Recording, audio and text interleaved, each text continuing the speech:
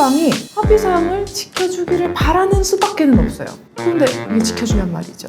한신이 간신히 협의를 했어요. 근데 이 신고하는데 결국 또 협조를 하지 않아서 이혼이 성립이 되지가 않았어요. 구독, 좋아요 해주세요. 알림 설정도 해주세요.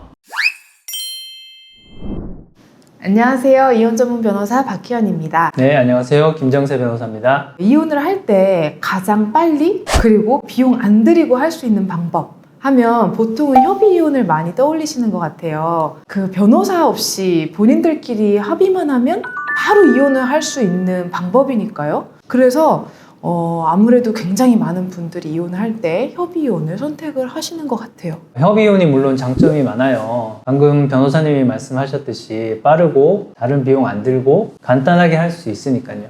하지만 이걸로 뒤탈 없이 깔끔하게 이혼할 수 있느냐? 그러면 저는 그건 아니라고 말씀드리고 싶어요. 맞아요. 이게 협의 이혼이 서로 합의만 잘 되면 정말 깔끔하겠지만 그러기가 진짜 쉽지가 않죠. 오늘은 협의 이혼이 어떤 상황에서 좋은지, 하지만 왜 변호사들이 자꾸 주의하라고 말을 하는지 이 부분까지 함께 짚어보도록 하겠습니다.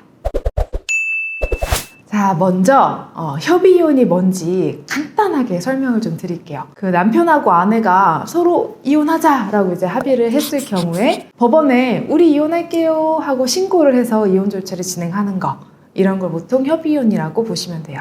네, 근데 이혼 신청서를 낸다고 해서 바로 이혼이 되는 건 아니고 어느 정도 숙려 기간이 있어요. 미성년 자녀가 있다면 3개월, 미성년 자녀가 없다면 1개월의 숙려 기간이 있습니다. 이 숙려 기간이라는 것은 그 기간 동안 이혼에 대해서 좀 더 고민하고 심사숙고해봐라 하는 기간을 의미하거든요. 그럼에도 이제 그 기간 동안 이혼 의사가 변하지 않았다. 그럼 이제 다시 한번 법원에 가서 이혼하겠다라는 의사를 확인하는 확인 기일이 있습니다. 그때 이제 이혼 확인까지 받고 관할 시청 구청에 가셔서 이혼 신고를 하시면 됩니다. 그럼 정말 빠르게 이혼한다면 한 달 안에 이혼할 수도 있는 건가요?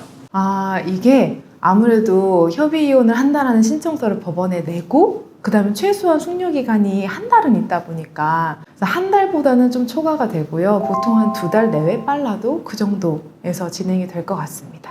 그렇게 말씀하시니까 되게 간단하게 느껴지실 수도 있어요. 협의만 잘 하면 변호사를 선임 안 해도 되니까 변호사 비용이 따로 나가지 않죠. 소송보다 훨씬 빨리 이혼할 수도 있고 간단하죠. 하지만 아까도 말씀드렸다시피 이게 생각처럼 그렇게 깔끔하게 완결되는 경우가 많지 않아요. 맞아요. 이게 협의 이혼을 한다고 하셨다가 결국 소송으로 가는 경우가 진짜 많아요. 이게 왜냐면 이혼을 한다는 게 그냥 몸만 갈라서면 되는 문제가 아니잖아요. 우선 뭐 자녀를 누가 키울 건지 이런 것도 결정을 해야 되죠. 그럼 양육비는 어떻게 할 건지, 그리고 제일 중요한 거 있죠. 재산은 어떻게 나눌 건지. 이런 또 위조료 문제도 있고요. 그래서 합의해야 할 부분들이 진짜 산더미처럼 많은데 이 많은 문제들을 사람들이 쉽게 이렇게 합의할 수 있는 게 아니거든요. 실제로 빨리 헤어지고 싶어서 최대한 서로한테 양보하면서 이혼을 진행하다가도 서로 절대 양보할 수 없는 부분들 때문에 부딪히기도 하거든요. 아이들 키우는 문제도 그렇고요. 재산, 특히 집을 누가 가지느냐, 기르는 애완동물을 누가 키우느냐, 이런 것까지 의견이 이제 부딪히기 시작하면 이게 정말 산으로 가버리거든요. 물론 그러니까 어떻게든 잘 협의를 해서 협의 이혼을 하시는 분들도 있어요. 그런데 아까 이제 김 변호사님이 얘기하신 것처럼 불완전한 이혼이 될 수가 있죠. 그게 무슨 말이냐면 특히 이제 금전 문제에서 이런 일이 많거든요. 협의 이혼이라는 게 기본적으로 그냥 막 이제 이혼만 시켜주는 거예요. 이혼만. 재산 문제를 어떻게 해라 뭐 이렇게 법원이 정해주지 않는단 말이죠. 그러다 보니까 이제 재산 문제라든지 위자료라든지 이런 부분들은 상대방이 합의사항을 지켜주기를 바라는 수밖에는 없어요. 그런데 이게 지켜주냔 말이죠. 잘 지켜주면 정말 다행인데 솔직히 안 지켜주는 경우가 정말 너무 많아요. 혹시 이혼할 때 각서 같은 거 써놓으면 좀 효과가 있을까요? 실제로 이런 걸 좀 확실하게 하고 싶어서 금전 문제 가지고 이제 합의서, 그러니까 각서라고 하는데 그런 걸 작성하시는 경우도 많이 있어요. 그렇지만 여전히 소송의 여지가 남아 있다는 게 문제거든요. 이혼 성립 후 2년 이내에는 재산분할 심판 청구를 다시 할 수 있는데 나 재산분할 이렇게 다시 해야겠다 하면서 다시 소송을 할 수 있다는 거예요. 위자료 같은 경우도 마찬가지로 그 행위가 있다는 걸 안 날로부터 3년, 그리고 행위가 있은 날로부터 10년까지는 소송을 할 수 있으니까 이혼을 했다고 해서 막 이게 끝은 아니라는 거죠. 그리고 이런 경우도 있어요. 이게 협의이혼은 당사자가 직접 해야 되는 거잖아요. 그러니까 막 이제 어깃장을 놓는 거예요. 그러니까 두 사람이 같이 법원에 가야 되는데 이제 뭐 상대방이 갑자기 법원에 나오지 않는다. 뭐 그러면은 협의이혼은 무효가 되는 거거든요. 그럼 다시 협의이혼을 신청을 하시던가 아니면 정 안 되겠다 하면은 소송으로 가는 수밖에 없죠.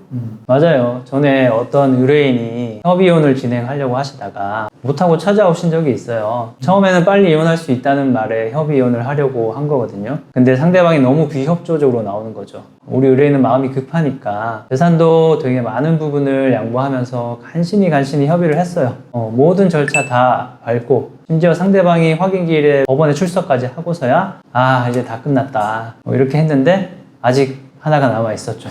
예, 신고를 해야죠. 근데 이 신고하는데 결국 또 협조를 하지 않아서 이혼이 성립이 되지가 않았어요. 그래서 이제 결국 소송으로 가긴 했는데 의뢰인분이 이혼하기 위해서 너무 많은 시간도 쓰고 양보도 하시고 고생도 많이 하셨더라고요. 정말 마지막까지 모르는 거네. 그렇죠. 협의이혼은 조정이혼이나 소송처럼 일방적으로 진행할 수가 없기 때문에 상대방의 협조가 꼭 필요하거든요. 그러다 보면 상대방에게 끌려다니는 일도 많고 방금 말씀드린 사례처럼 다 된 줄 알았다가 취소돼서 그동안의 고생이 물거품이 되기도 하고 그러죠.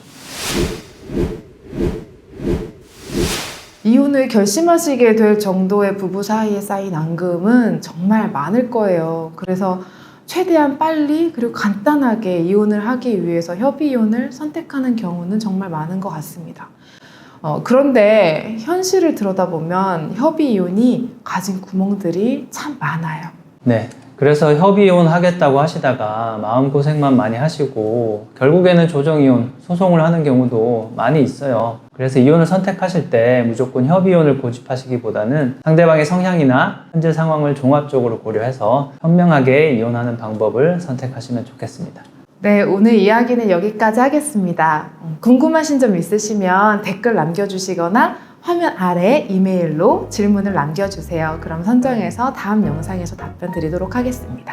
네, 저는 이혼 전문 변호사 김정세였습니다. 네, 저는 박희연이었습니다. 감사합니다.